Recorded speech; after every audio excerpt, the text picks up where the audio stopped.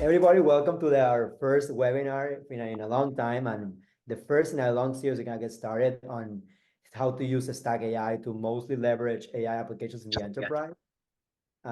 Today joining me is Pablo, our COO, who's gonna be running the first section of the webinar, and me, Bernard. I know many of you from our calls and also from our YouTube channel, but a pleasure having you all today. I'm one of the co-founders of Stack AI. And the idea of this webinar is to give you a perspective of both how AI has been evolving in the enterprise and how it can be applied to make organizations much more efficient. And later on, have a small introduction to how Stack AI can be a helpful tool to automate and build many of these applications. So without further ado, I'm going to leave it to Paulo to introduce himself. Everybody, more than welcome. Perfect. Thank you, Bernard. Happy to be here, everyone. The agenda for today really is going to be a quick presentation first, okay, to explain, how we see Gen AI in the enterprise, what are the challenges and the opportunities there. It's going to be 15 minutes. Okay, let's keep it short because I think the main value from this call is really to, get to see high impact AI solutions in Stack AI. Okay, so Bernardo will do a small demo and show you some of the use cases we've seen in the industry that are really moving the needle in terms of AI impact. Okay, and at the end, we're going to leave some minutes as well for you to ask any questions. Okay, although, throughout the presentation and the demo, feel free to use the Q&A feature of this webinar to really post any question you have, and, either Bernard or myself will be answering you live. Okay, so without further ado, let's get to it. So how do we see Gen AI in the enterprise? Well, actually, as many of you know, AI opens up really a world of possibilities. No, here on the right-hand side, you can see many of the different use cases.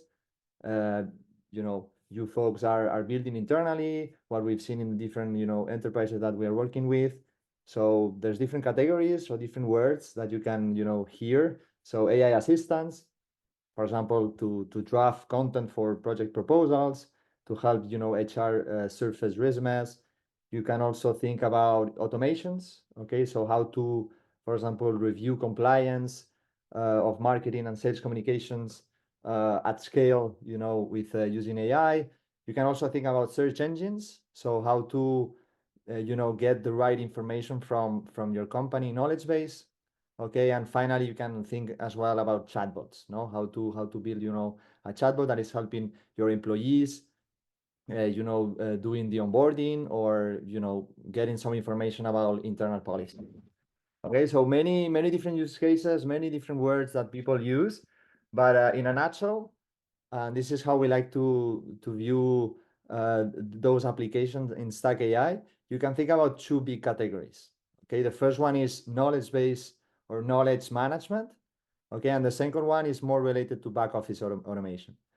Okay, in the knowledge base management side, you can see some very specific examples. Okay, you can, for example, use financial reports and have a conversation with those documents and get the insights that you need for your specific analysis. You can also have an employee talk with an AI in order to get some information on how the onboarding has to be done.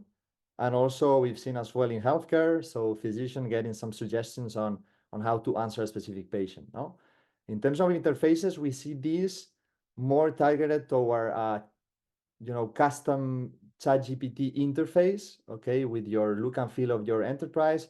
But at the end of the day, is a ChatGPT, type of conversational interface where your users will be asking questions to this AI model and getting some, very specific information on your company, on the processes that, are interested for the user.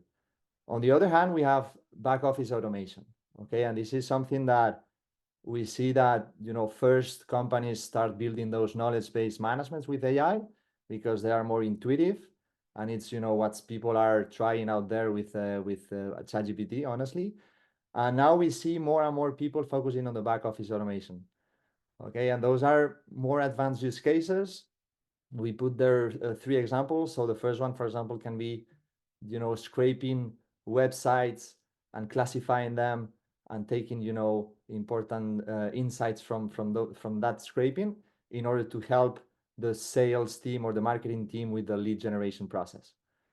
We can also see other use cases such as, you know, how to review contracts at scale and draft contracts at scale, and as well verification of compliance. Okay, so for example, communications from your sales team or marketing team, how to ensure that all those communications are compliant with the internal company policies. Okay, and in this category, it's not so much about having a conversation with an AI. It's more about letting the AI work and get a final output. Okay, it can be, you know, a verification, it can be a document, it can be an email, it can be whatever you tell the AI to do. But this is going to be a process that is going to be run in the background and it's going to do the job. Okay, the typical interfaces that we see here are more in the form of bulk run interfaces or batch processing. Okay, so a process that's going to run in the background, and you just have to make sure that it's running and the output is the one that you were expecting. And also we see this type of use cases in the form of forms or dashboards. Okay, where the user is guided in which are the inputs that the user needs to, you know, enter the system, so the AI knows how to generate the output. Okay, so those are the two big categories we see in Stack AI. And now we're gonna talk a little bit about what are the challenges that, you know, enterprises face when trying to build the use cases or trying to get, you know, the benefits of AI that we mentioned previously. There are mainly two big challenges. The first one is more on the technical side of things. Okay, building custom AI solutions is something that is hard. I'm gonna see how. And then also there's a dimension of how to manage AI in an organization. Okay, in terms of privacy, and we're gonna see it now. So the first one, building AI solutions is hard. Okay, so you need different components to be there in your company in order to be successful building your own, you know, AI applications or solutions. The first one is the technical expertise in AI. The second one is as well, you need to make a product at the end of the day. You need to make something that your end users will use. So you need to know about software development as well, and also being able to, you know, deploy those systems in your internal servers. So technical expertise in DevOps. Also, those, you know, profiles are hard to find, and the technology is moving very fast. So every week, I mean, all of us are amazed about the pace of this industry. So every week, new models, new embedding models are released, and it's difficult to catch up, no? And finally, you have to train your workforce in order to keep building those applications. So that's on the technical side of things. And on the soft side of things, or how to manage AI internally, this is something that is hard as well because of three main topics or dimensions. The first one is privacy. No, so where is the data that is feeding the models? Where is this data going to be hosted? Is this data going to be used for, you know, fine tuning of the models? So those are some of the typical questions that we get. The second dimension is data governance. No, so how to define, you know, access control to the users so they can leverage the right data, and you know, how accessible is going to be the AI solution internally. So which users are going to use it, which one are not. So that's a dimension that we get a lot of questions about. And then finally, the category, we call it use of AI. So are users using AI in the right way? So those large language models can answer questions from, you know, a lot of different topics, but maybe you don't want the AI to help, you know, employees in you know, solving some specific topics that don't have anything to do with your company. No, so how to align the AI with the company internal policies? Well, actually, those are like things that, you know, can be solved actually. So the first one, privacy. So there's plenty of certifications that are making sure that, you know, those AI companies are you know, making sure that the data is private. So SOC compliance, GDPR, HIPAA. Okay, also we've seen a wave in terms of on-prem deployment. Okay, in data governance, is really about access control, groups control, even SSO, so single sign-on. And finally, in terms of the use of AI, we see new features being developed in the sense of guardrails. Okay, so how to put guardrails to the AI models, so the models answer in a way that is useful for the company and for the user. So different platforms really exist and are tackling different of the challenges that we've mentioned, no? Both in the technical and more in the how to manage AI in organizations. Okay, so we see, different startups and companies as orchestration platforms, as, helping you to deploy AI models, helping you do observability or QA of the responses of those AI models, or also helping you on very specific process such as, generating the embeddings and help you give context to the AI model. Okay, so this is an ecosystem that is growing a lot. There's plenty of players in the space. So how to navigate this AI buzz and how to find, the players that really gonna help you for your specific company and for the needs that you need, that you want to deploy AI, and now I'm gonna do like a quick comparison of the main enterprise grade platform. Okay, since this call is focused on enterprise, this is a quick comparison of the big platforms out there and how they vary in terms of characteristic and target users. Okay, so not every platform is fit for all the different users. Okay, each one has its own value proposition. So I'm gonna go really fast through this comparison. Okay, so we have Azure AI Studio. This is the platform from Microsoft. We have Amazon Bedrock. We have OpenAI with the GPTs, and then we have Stack AI, and we're gonna do the demo later. The purpose of those platforms are different. So the Azure AI Studio is more a platform for developers. Okay, the Amazon Bedrock is really a service to host models. Okay, in particular Anthropic, Cohere, and even Llama now.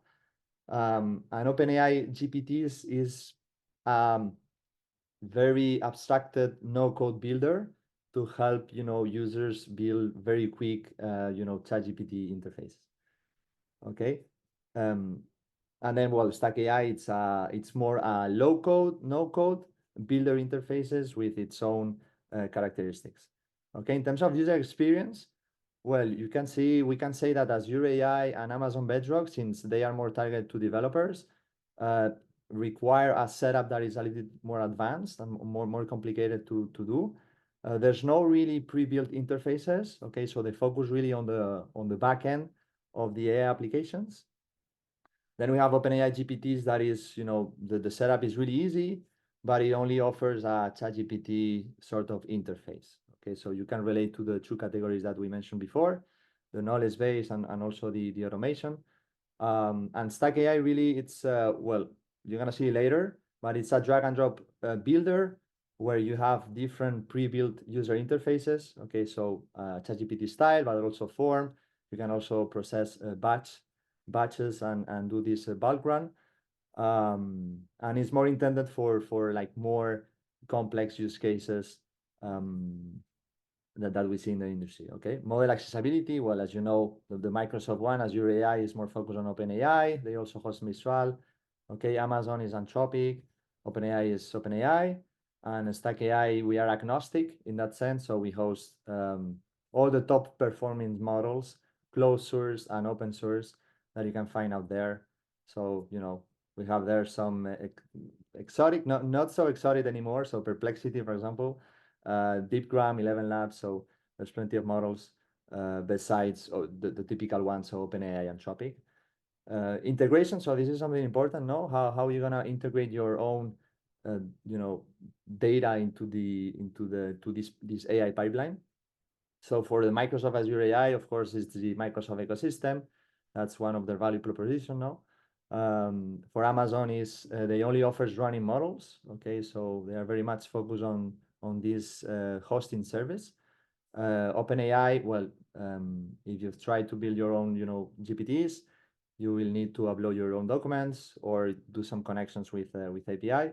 And in Stack AI, we offer a very broad variety of knowledge bases and data loaders that you can connect in order to ingest your data in a securely way with a large language model. Okay, so those are the different, I would say, like big options in terms of enterprise grade platforms. And the important message here is that each one of these platforms target a very specific user and a very specific use cases. Okay, if you want to build, a very quick and easy, GPT, maybe you will go with an OpenAI, no, maybe to do like a test or something quick. But you will find out very quick that to build more robust use cases that are more, targeted towards, back office automation or even, complex knowledge base management, you will maybe use, Stack AI. Okay, and if you are a developer, maybe Azure AI or Amazon Bedrock makes more sense. Although in Stack AI we also have this like low code functionality that you can code.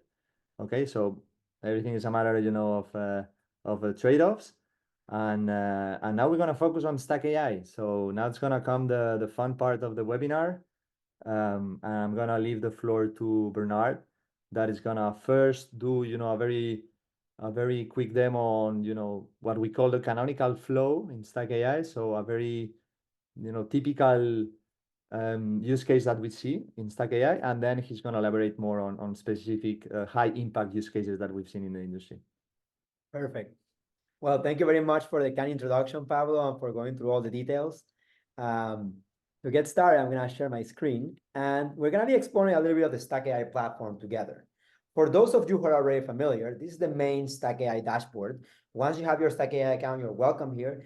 And in this section, you can organize your multiple workspaces with different projects, all for each of the different AI assistants or tools that you may build. Today, we're going to be building a practical example for something that is actually a common use case in Stack AI, which is going to be a sales assistant.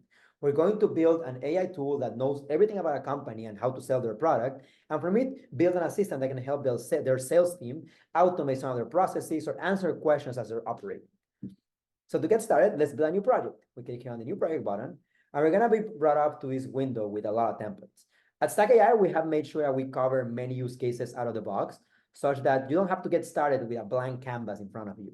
You can have many examples from common use cases like AIs that search in Google search, AIs that can chat with an Ocean database or with an Airtable, and with more even business-specific use cases like competitive analysis, contract detection, or due diligence. So you can check more of those on those later, and we're gonna go into some business use cases later. But for now, let's start from scratch and build a complete application from the ground up in a few minutes. We're gonna click on empty project, and we're gonna be sent to this builder interface. This canvas interface, for those of you who are familiar, is the main screen where you interact with Stack AI. You have the two concepts that are important. You have nodes or modules, which are these blocks in the middle, and you have connections, basically these edges that connect them all. The idea within Stack AI is that you build workflows where data travels from one of these modules to another one through one of these connections. And you can execute this workflow by running it. The simplest thing you can build is that you can put a message in the input, which is the most basic, the basic node you have, and have that message travel to the output. As we execute this workflow, we can then see how effectively it runs the data in the middle. That's not very impressive, but it opens the door for putting anything you want here in the middle. And that's where the power of Stack AI lies. In between, you can have open large language models, you can have knowledge bases where you can query data, you can have APIs to external services so that you can retrieve data from a language model from either a database or Google search or some other application your company may use like Slack. And you have some pre-built logic systems, like systems for summarizing documents, answering questions on documents, some logical systems for instance, adding custom Python node or branching the workflow towards one path or another one, as well as multimodal capability if you want to work with images or audio instead of just with text. To make this flow a little bit more complex, we're going to add a language model in the middle. I'm going to be adding an Anthropic model from the line of Claude 3 as the language model of choice for us to build this sales assistant. The fundamental way this pattern will work is that the user message will arrive in the input, it will be sent to the language model, which is going to process that input, and then send it to the output as a response back to the user. This is the basic flow in which a Stack AI assistant will be built. And the way you configure a language model is that you will configure a set of instructions on how it should behave and a prompt, which is basically a template for how it should interpret data. In that process, then we need to start feeding it with data. Let's configure it instructions. Let's tell it, you are a sales assistant for a company called Stack AI.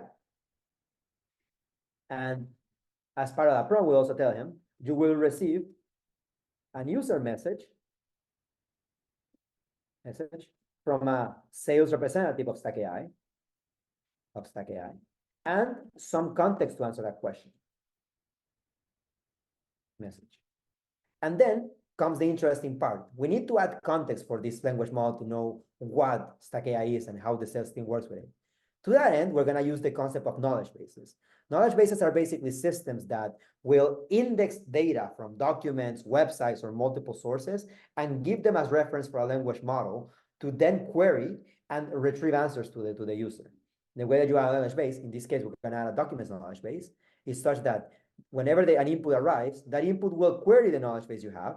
The knowledge base will search for what are the most relevant documents or pieces of documents that you should send to the language model, and then forward them to it.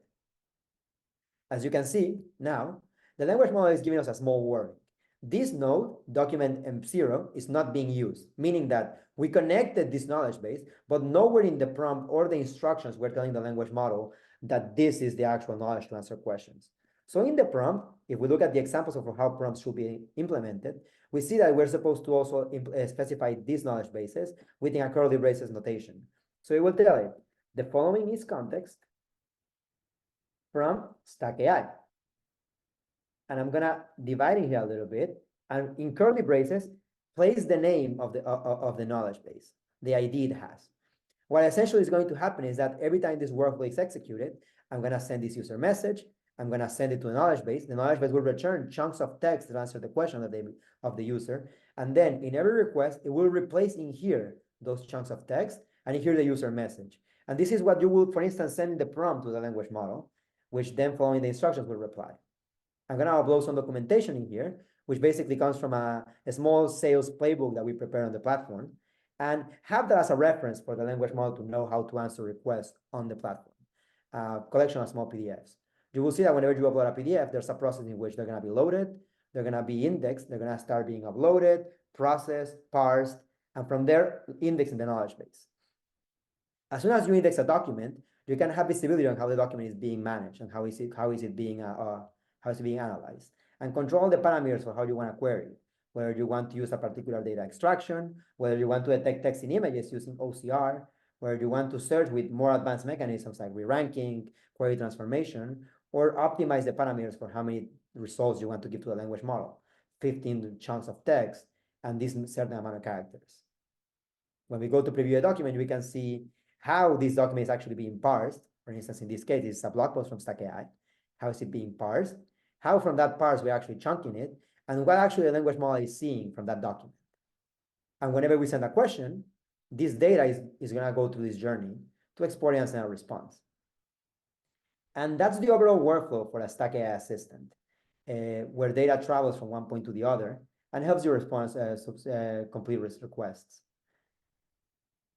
The next step we're going to be working with is, okay, let's save this process, and how do we export it?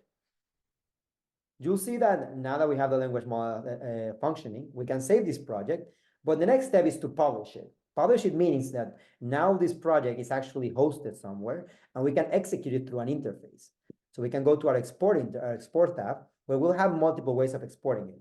As Pablo said, you have chat interfaces, which are akin to a ChatGPT, for instance. You have form interfaces, which are systems where you have one input and one output. You have website chatbots, that are chatbots you can embed on a website. You have WhatsApp SMS, you have API endpoints, or you can install it as a Slack app inside of your Slack channel. For now, let's export it as a chat interface, and let's configure it. First, we need to give it a name, sales assistant. You can give it a description as well to give it more detail on how to do. You can style it. You can tell it you want to enable user feedback. You want to have follow-up messages. You can give it its own custom icon. And then from there, you're going to get a URL that you can protect with passwords, with SSO, with all different authentication mechanisms to access this interface. So that then when you open it, you have access to the assistant that we built. And we can ask them something like, hi, I am meeting with a client in construction. Draft me a small pitch for how Stack AI can help. And the AI assistant will, based on the workflow we created, query the data on that knowledge base and send it to the language model, and then have the language model draft a small, complete a task that we generated, which did based on the information we gave them on the knowledge base. And that, in fact, became the application of Stack AI into a proper AI assistant that this could actually be used internally by a company right now. And you can feed it with more and more information. Once you finish building your AI assistant and you have it running in production, you probably want to test how it's performing. To that end, we have the idea of log. We give you analytics on how your bot is being used, how many people are using them, what performance has been seen, what's the latency of the system, who are the users are using, what language models are being used in each iteration, which user made each request, and give you some analytics on like the amount of errors that occurred, the amount of runs that you're doing per day, the amount of users per day you're receiving, the amount of tokens you're processing per day, and giving you an understanding of more quantitatively how your application is performing. You can also have a chat manager to see how people interact with it and have concrete examples of conversations between users and this chat and this assistant. From there, you can continue building. You can add more knowledge bases. You can import data directly from Google Drive, S3, SharePoint, OneDrive, or more. But as you get the idea, you can build a lot in top of Stack AI just by using this interface and easily export it to be used by downstream services. Now, let's move into some examples of some practical industrial applications that we've seen Stack AI be successful at recently. In this example, we're going to try to go through 4 main applications. The first one is a back office automation called Website Analyzer, which basically allows you to take a website, analyze it, and complete some specific task on it. Let's walk through it. The idea of this application is that it will receive an URL in the form of an URL data loader, and from that URL, it will scrape it and send its data to a collection of language models to, based on a system prompt that tells them the URL, write a report describing what the company sells, create an outbound email selling a particular design optimization service to this company, assigned as SAM-A, and a final example that will create a comma separated list that describes what this company, the categories where this company fits the most. This application makes sense to be run in a bulk application, in a bulk sense. So for that, we're going to be using our bulk run interface, which is basically a tabular way to implement multiple inputs and have this system run at large scale operations. In this case, for instance, for 3 different inputs, but we can run each of them individually to get the performance of the model for each individual task, or run them in a batch where you can run 3 of them. So like you will see, we'll run each of them in collection. Much more set for large scale automations where you will be analyzing data. And you can see for each of these companies, Mixpanel, BCG, and StackAI.com is going to detect what the company does, is going to detect the information on what it sells, and is going to write a blurb email based on what it detected on the website. You can import data here from a table, from a CSV, or export these results in a CSV for you to analyze later, giving you the ability to operate this system at scale. You can also export it in other fashions. You can export it not only within a form, but also within a form interface so that you can share it with others and easily have others interact with it. An example of how you will set up this form is that you will give it the inputs and outputs of the system and have it analyze it accordingly. But from there, we get an idea for how this system can be used in production from Stack AI and exported directly and exported to a downstream application in either a form or a chatbot or a bulk run application. The second use case we're going to be exploring, actually covering a recent blog of ours, will be our RFP assistant. And this actually fits more within the category of knowledge management, where we're going to have a collection of knowledge stemming from our database of RFP previous proposals, stored in a SharePoint database, and then have that knowledge used as context to draft a new response to an incoming RFP. An RFP is a request for proposal, but it will allow you to quickly respond to that request. Our example in here for this application is the following. You will have a system that receives a new RFP, summarizes it, receives a user request, and then queries different knowledge bases we have on company resources, talent, team, our product brochure, our information security questionnaires, as well as previous proposals that we have written to other requests in order to get a tone of it. And from that, aggregate all this information together within a language model that's going to point to both these knowledge bases and respond to this request for proposals, generating a proposal itself. With that, you're going to have a system that can intelligently review a document and contrast it with existing information within your knowledge base, and then export it into, and then help your team accelerate this drafting process. The way you will export the system, in our case, is as a form interface, where data will be hosted within that interface, and it will allow the user to both upload the document and then send up a specific request for it to analyze it. In this case, our form interface will look as this follows. You have as an input with the part of the RFP you want to draft. Let's say, draft me an introduction describing our company, describing our product and offering. And then I can upload some examples of an RFP. In this case, I have a sample RFP for my educational project. And with all the information that we uploaded from our SharePoint knowledge base, submit it. And we're going to go again quickly over this flow so you can see in detail what's happening. You can see I send a request, I upload an RFP, and then it's completing the request I sent, generating a response for me, and looking at all the resources we've sent. And from there, you will get a LLM drafted tool that you can use to assist your team. And let's let it run because we have some slow internet, and get a result from it. All right. You can see it drafted the template of the RFP based on the task it saw, on the contact it's seeing, based on also in the information of the company that we have. Looking at the previous proposals we wrote, it followed the same template that we had on those RFPs, and it made sure to tailor it to the application we're building, giving an example of how you could do that introduction and having it set up as a letter.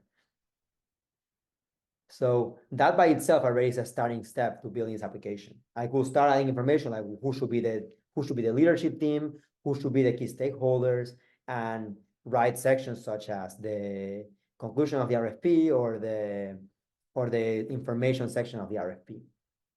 How does this application work under the hood specifically? For that end, we're going to go back to our RFP assistant and go through each component of it. And again, we try to go backwards. First, we want to get our response for like what our RFP result is based on the user request and our document. Then a language model, in this case, Cloud 3 from Anthropic, will have a prompt that will tell it, you help draft proposals to RFPs. The user will provide you with an RFP and a request to how to answer it. And then it will specify, you have two knowledge bases, one coming from SharePoint, which is basic knowledge of the company on the previous RFPs, and then one with the information on company talent coming from another SharePoint database. Then in the actual prompt, it will tell it, you'll receive an RFP to respond, which comes from this document node, and a user message coming from this input node. And as we move to the left, we're going to see that we have two SharePoint folders configured with our credentials, one with previous proposals and RFPs, and one with the talent and resources of the company, which could then be used to respond to requests directly in either the resources it has in security or also in terms of the team and talent it contains. The way that we query this knowledge base is that we send two resources. We send the user message, a summary of this document that was uploaded, which is the RFP, and with the two combined, it's going to search over the SharePoint knowledge base in order to complete the request. We see that we send this document both to the summarizer, but also directly to the language model, along with the user message. And at the end, when this filing is executed, you send a user message and a document. The user message goes to the language model, as well as to the knowledge bases. The document is summarized, sent to the knowledge bases. Then we retrieve whatever is relevant to respond to this RFP, and we send that to the language model alongside with the document. And with that, the language model is completing a request to fill the RFP and respond to it. And with that, we got our assistant that we showed a moment ago, which can complete a request specific on it, like write a bullet point list on the leadership team for the RFP, on the leadership team for this RFP. And because there's summarization and other steps in the middle, this process will run for a few steps. But it will give you a much more concrete example than what you will get from instance, just uploading the document to an arbitrary chat AI assistant, powered by the knowledge of your new company. And perhaps one last thing to mention would be that this doesn't have to be just a couple of documents from your SharePoint. We have seen many companies in Stack AI do this with thousands, hundreds of documents, resumes, team members, brochures, previous proposals, and of any scale. So it is possible to draft this in a large, so to include details and information from a large scale, from large scale operations, and have them being used effectively within an AI application like this. And here again, it wrote a section based on our previous RFP formatting, which helps reinforce the quality of what we could achieve. Now, going back, the next example I'm gonna go over, and since we have enough time, it's going to be an AI assistant to analyze contracts. Analyzing contracts is one of the classic back office workflows for every organization. You receive a new document, let's say a new NDA, or a new pilot agreement, or a new statement of work, and you want to see how is it compared to the gold standard contract that we always approve. Commonly, for instance, companies will receive NDAs consistently, and they want to check how does it compare to them. Is it the same format of what we had before? Is it different? In this example, what we're going to do is that we're going to have a pipeline in which we upload a document again, we upload a request, and we have a gold standard NDA in a knowledge base being sent to context to a language model to know what to analyze. And our prompt the language model will, in the instructions, tell the language model what it needs to do as a contract analyzer. And in the prompt, specify that there's two documents, a gold standard contract or NDA, and a new contract that it needs to compare with a user request. And we ask them to respond formatted in a markdown table. Once this project is published, we're going to export it again as a form interface, since it's much more fit to upload a document and a user input, much simpler to analyze as well for the end user. And from that interface, get an analysis of the contract in detail, looking at an NDA that we may have received and want to contrast with our gold standard. And looking at our form interfacing here, we're going to open a URL, and we're going to upload a new NDA. For instance, in here we have a new NDA in a Word format, and we're going to ask it, please compare the liability sections for both NDAs.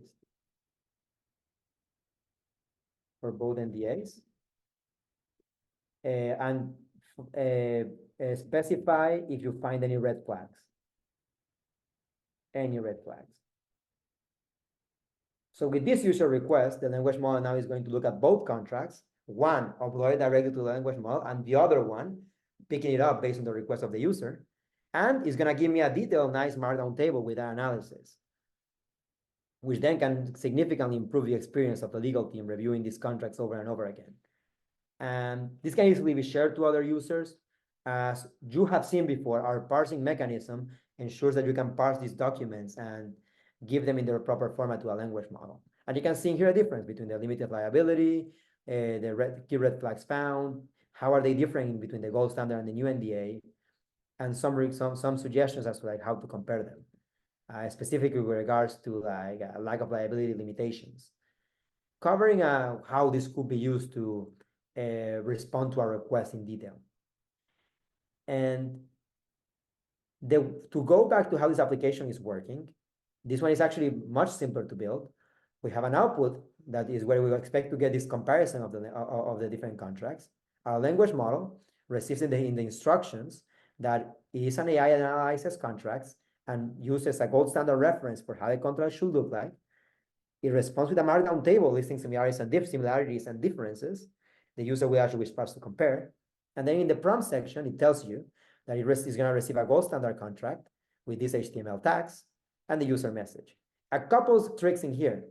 It is from Anthropic, we have received, it's been noted that when you enclose knowledge bases or content in between these XML or HTML tags, you get a boost in performance, allowing you to much easily read the information inside of it. Moreover, the particular model we're using here is Cloud 3 Sonnet, which is a very high quality model. Its performance is similar to GPT-4. It's not as high as Cloud 3 Opus, but still in very high quality. And it's very fast with a very large context window, supporting up to 200,000 tokens in its input, which means that it can look at around 200 pages of text at once in each request, which makes it ideal for these kind of document analysis pipelines.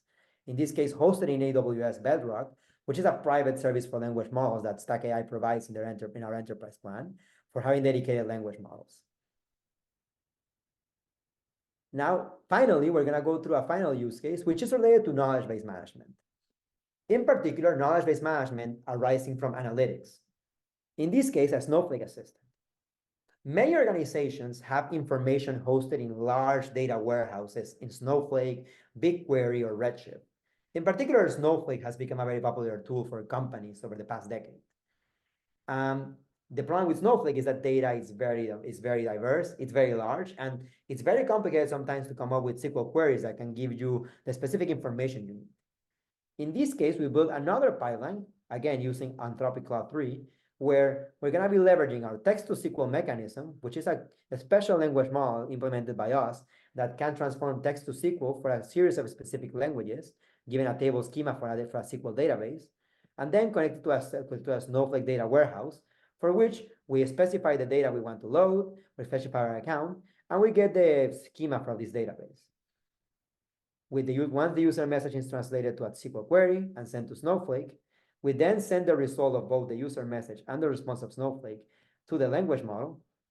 And from it, we tell it that it's going to be an assistant for organization, running analytics for the C-suite. It should answer very briefly, and tell it that the data this is data is going to receive from a Snowflake query that they did, and that if the data is incorrect, it should signal it to the user, but otherwise it should respond to the request. And that ideally, it should respond in Markdown formatting. A quick trick is that whenever you request Markdown formatting, language models tend to provide you with much nicer answers, structured as tables, with headers, and multiple sections, much more amicable to the user when asking for reports. And for instance, once this is published, we can publish it and get an AI assistant to interact with it, export it, and through a chat interface, essentially start interacting with it. List me the top 10 customers we have, and how much revenue we made out of it. The revenue came from them. And what it's going to do here is that my question is going to be converted into a SQL query using our text-to-SQL node that is specialized to this particular knowledge base, that particular data warehouse. Then that SQL query will be sent to Snowflake, where it will run a query over a large data warehouse with gigabytes of data. And from that query, we'll condense what it needed. It's going to send that to the language model, and the language model will interpret it and display it in a nice format that is amicable to the viewer, without the need for running any SQL, without the need for having to access any of the Snowflake interfaces, and giving you the information that you have. In this case, it listed me the IDs for the top 10 customers and how much revenue came from them. I can further ask them, list me the top 10 countries that buy from us, and give me the total revenue we made. And for instance, in this case, I'm going to look at the Snowflake database. It's going to notice there's a column, their name, and it's going to come up with a SQL query to answer that. Allowing us to not only load data from documents, but also from large structured databases.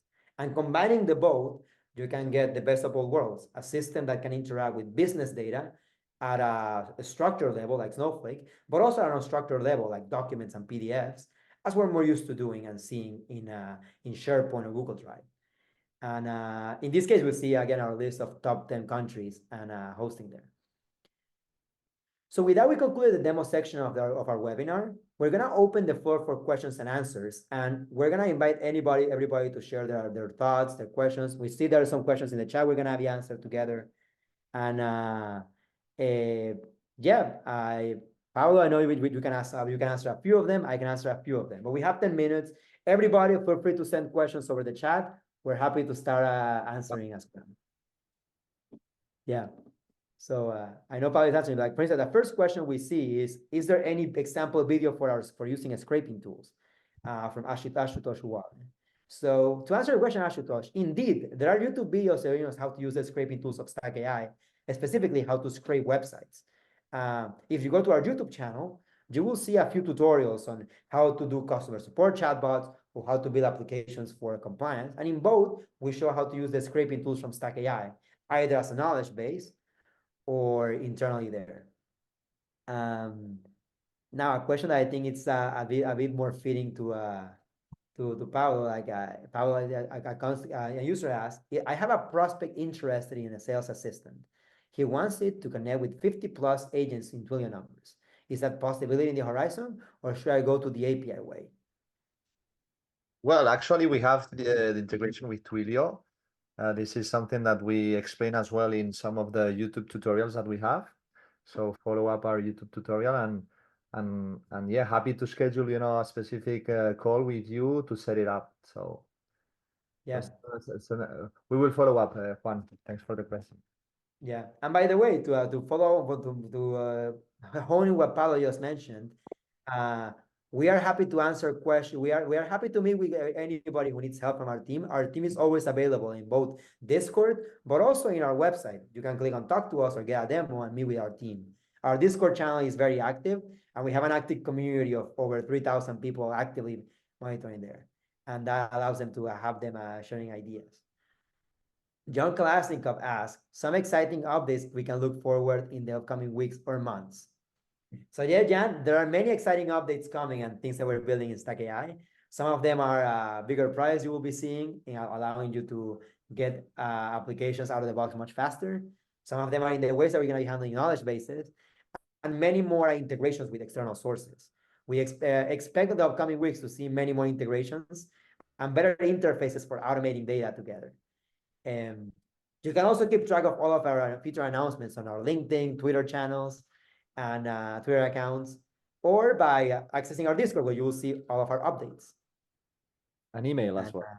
Yeah. the email as well, also by email. Another question we see, and this one is very much for Paolo, is, are you planning to improve your text-to-speech? Right now, it only supports English. If I get an answer, for instance, in Swedish, the AI reads the Swedish in English. What are the plans? Basically asking, what are the plans to extend text-to-speech video functionality?